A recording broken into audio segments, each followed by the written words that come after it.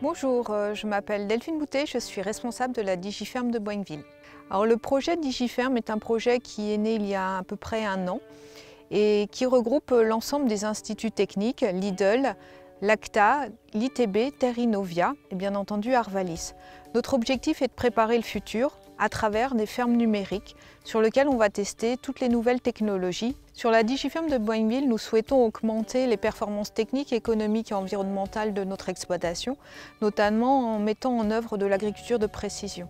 Nous avons pour cela des conseils de modulation d'azote, notamment à travers l'outil FarmStar, et il nous fallait un épandeur qui puisse moduler. Et donc nous avons choisi d'utiliser l'épandeur Axis pour assurer cette modulation.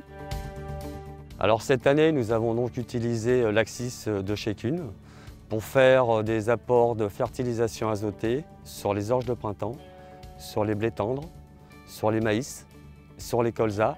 Et nous avons donc utilisé l'Axis pour faire de la modulation sur les blés tendres. Nous utilisons l'Axis avec la console John Deere, la 2630, donc qui est un branchement par Isobus. La compatibilité a été plutôt bonne. Nous n'avons pas eu de problème de connexion et nous avons même la possibilité d'avoir à l'écran l'Axis et les fonctions GPS de la console 2630 John Deere. Ce qu'on a pu observer lors de notre première utilisation au champ, c'est que l'enclenchement de l'épandage se fait plutôt au bon moment et l'arrêt se fait également par rapport à ce qu'on a pu épandre sur la parcelle. Donc les coupures de tronçons dans l'utilisation par rapport à ce qu'on peut observer sur la console se font plutôt correctement.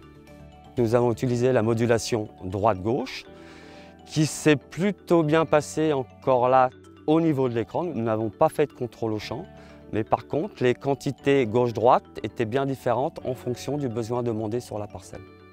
La précision de la dose épandue est plutôt bonne. C'est-à-dire que lorsqu'on est amené à épandre une quantité sur une parcelle, avec par exemple 240 kg/ha, et que nous avons 10 hectares à épandre, soit 2400 kg, la quantité à épandre est exactement celle qui est affichée à l'écran.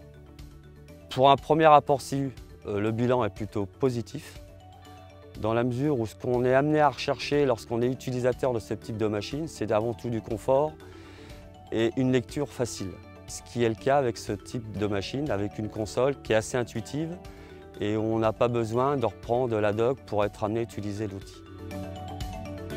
Notre attente, c'était de pouvoir faire de la modulation et le fait qu'ils puissent faire de la modulation droite-gauche nous permet d'être encore plus précis. C'est la précision aujourd'hui qu'on recherche sur les Digiferm, notamment celle de Boinville. Cet outil rentre vraiment dans l'objectif par rapport à la précision qu'on demande, avec l'utilisation de FarmStar qui nous permet de moduler les quantités d'azote à apporter.